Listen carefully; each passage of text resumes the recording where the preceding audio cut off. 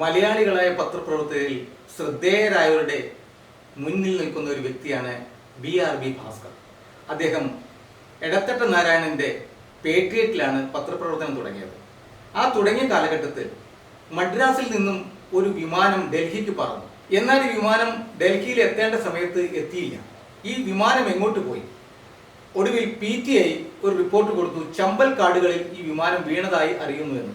ഉടനെ തന്നെ BRB ഭാസ്കർ ചെയ്തൊരു കാര്യം, ചമ്പൽ കാടുകളുടെ ആ പ്രദേശത്തുള്ള പ്രാദേശിക ലേഖകനെ ഫോണിൽ ബന്ധപ്പെട്ട് ഒരു ഫോട്ടോഗ്രാഫറെയും കൂട്ടി സംഭവ സ്ഥലത്ത് ചെല്ലാനും അതിൻ്റെ ചിത്രങ്ങൾ എടുത്തുകൊണ്ട് എത്രയും വേഗം ഒരു ടാക്സി പിടിച്ച് ഡൽഹിയിലെത്താനുമാണ് പറഞ്ഞത്.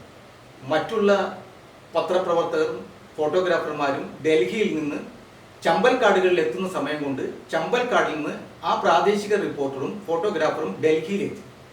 അപ്പോൾ പകുതി സമയം കൊണ്ട് ഏറ്റവും മികവാർന്ന രീതിയിൽ ആ പ്രാദേശിക ലേഖകനോട് കാര്യങ്ങൾ ചോദിച്ചു മനസ്സിലാക്കി വ്യക്തമായ നല്ലൊരു റിപ്പോർട്ട് തയ്യാറാക്കി.